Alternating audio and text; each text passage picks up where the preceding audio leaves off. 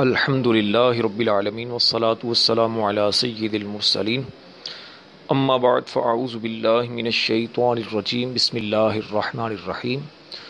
معزز طلبہ کرام، آج آپ کے سامنے اسم کے منصوب ہونے کی چھٹی صورت حال کے بارے میں اہم قواعد بیان کیے جائیں گے۔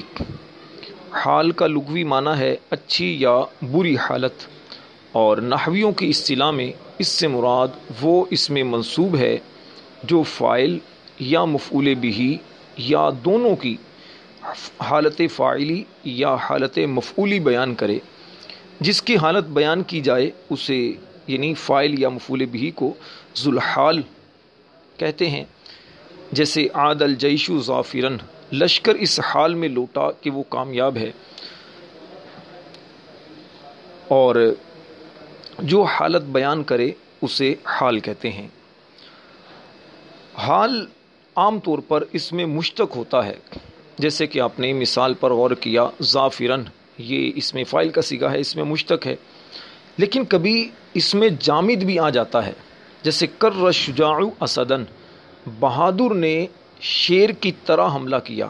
شیر کی جس طرح شیر حملہ کرتا ہے اسی حالت میں بہادر آدمی نے حملہ کیا۔ دوسری بات یہ ہے کہ حال ہمیشہ منصوب ہوتا ہے اور نکیرہ ہوتا ہے، اور ذوالحال عامل کے مطابق اور اکثر معرفہ ہوتا ہے۔ جیسے جاء زید راکبا، اس مثال میں دیکھیے زید یہ ذوالحال ہے، راکبا یہ ہے حال۔ راکبا یہ حال منصوب بھی ہے اور نکیرہ بھی ہے، اور زید یہ عامل کے مطابق ہوتا ہے اور اکثر معرفہ، یعنی زید یہ دیکھیے معرفہ ہے اور اس کا اعراب جو ہے وہ عامل کے مطابق ہوگا۔ جہاں فعل ہے، چونکہ آگے اس کو فاعل کی حاجت ہے تو اس لیے زید یہ فاعل ہونے کی بنا پر مرفوع ہے۔ اچھا، اسی طرح رأیت زیدا راکبا، اس مثال میں بھی دیکھیے زیدن کا اعراب عامل کے مطابق ہے۔ زیدن چونکہ عامل نصب کو چاہتا ہے تو زیدن یہ منصوب ہے، یعنی عامل جو ہے منصوب کو چاہتا ہے کہ آگے منصوب ذکر کیا، مفعول بہ ذکر کیا جائے، تو زیدن یہ مفعول بہ ہے جو کہ ذوالحال ہے، اور راکبا یہ نکرہ بھی ہے اور منصوب بھی ہے، اور یہ اس کی زیدن کی حالت مفعولی کو بیان کر رہا ہے، یعنی میں نے زید کو سوار ہونے کی حالت میں دیکھا۔ اسی طرح ایک بات یہ بھی یاد رکھیے کہ حال ذوالحال کے بعد آتا ہے۔ عام طور پر ایسا ہی ہوگا کہ حال ذوالحال کے بعد آتا ہے، لیکن ذوالحال اگر نکیرہ ہو اور مجرور نہ ہو تو حال کو اس سے پہلے لانا ضروری ہے۔ جیسے جاء راکبا رجل، جاء راکبا رجل، اس مثال میں دیکھیے کہ راکبا یہ ہے حال اور رجل یہ ہے ذوالحال۔ اب رجل کے اندر دو چیزیں دیکھیے کہ رجل یہ نکرہ بھی ہے اور مجرور بھی نہیں ہے، تو اس صورت میں حال کو اس سے پہلے لانا ضروری ہوگا راکبا۔ تو مثال یہ بنے گی جاء راکبا رجل، جاء رجل راکبا نہیں کہیں گے، بلکہ حال کو ذوالحال سے پہلے لانا ضروری ہوگا۔ اسی طرح رأیت راکبا رجلا۔ اچھا، اسی طرح ایک قاعدہ یہ ذہن میں رکھیے کہ حال مفرد ہو تو اس کا یعنی حال کا واحد، تثنیہ، جمع اور مذکر اور مؤنث ہونے میں ذوالحال کے مطابق ہونا ضروری ہے۔ جیسے جاء الرجل راکبا، اب اس مثال میں دیکھیے راکبا یہ حال ہے، مفرد ہے، تو راکبا یہ الرجل کے ذوالحال کے مطابق ہوگا۔ دو چیزیں ایک وقت میں پائی جائیں گی، یعنی واحد تثنیہ جمع میں سے ایک، اب اس میں یہ واحد ہے اور مذکر ہے، الرجل واحد ہے اور مذکر ہے۔ دوسری مثال دیکھیے جاءت المرأۃ راکبۃ، اس میں دیکھیے راکبۃ واحد ہے، مؤنث ہے، تو المرأۃ واحد ہے اور مؤنث ہے۔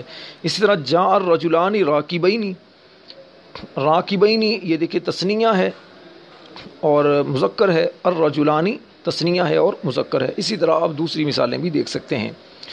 ایک قاعدہ یہ ذہن میں رکھیے کہ حال اگر جملہ اسمیہ ہو تو اس میں واو اور ضمیر دونوں ایک وقت میں ہوں گے، یا پھر دونوں میں سے ایک، یعنی یا تو واو ہوگا یا صرف ضمیر ہوگا، تو ان دونوں میں سے ایک کا ہونا ضروری ہے۔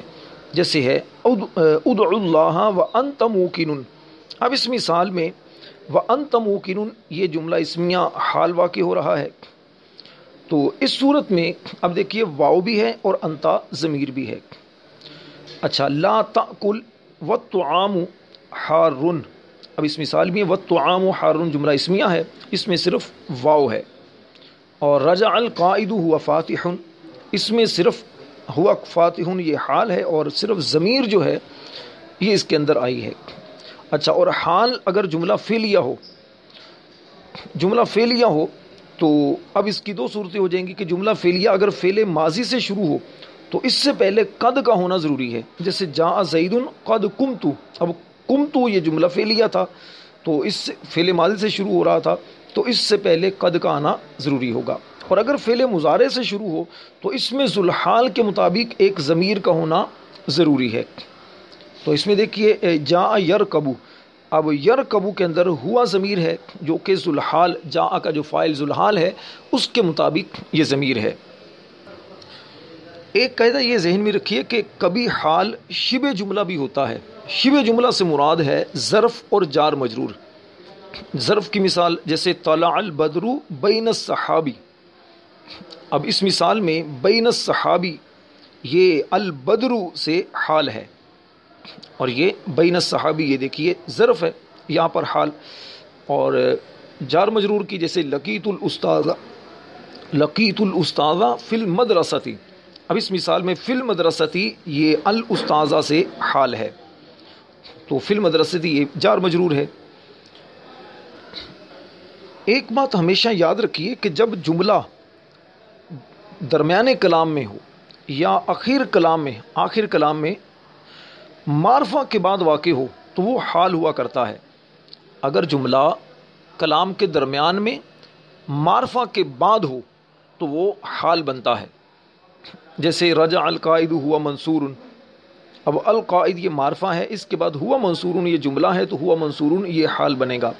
اور اگر جملہ اس میں نکرہ کے بعد واقع ہو تو صفت بنتا ہے. اس کی وجہ یہ ہے کہ جملہ نکرہ کے حکم میں ہوتا ہے. جیسے رجع القائد رجع قائد ہوا منصور. تو اس صورت میں اب دیکھیے کہ قائد یہ نکرہ ہے اور اس کے بعد ہوا منصور یہ جملہ واقع ہے. تو اس صورت میں یہ جو جملہ ہے قائد کی صفت بنے گا.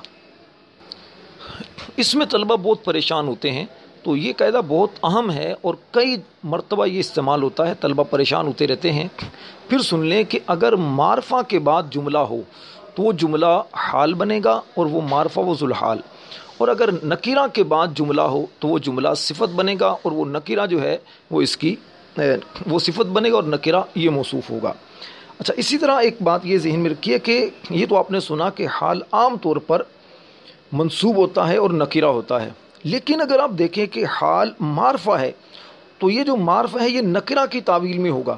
جیسے آمنت باللہ وحدہ، اس مثال میں وحدہ یہ حال ہے جو کہ معرفہ ہے لیکن یہ نکرہ کی یعنی منفردن کی تعویل میں ہے اور منفردن آپ کو پتہ ہے نکرہ ہے.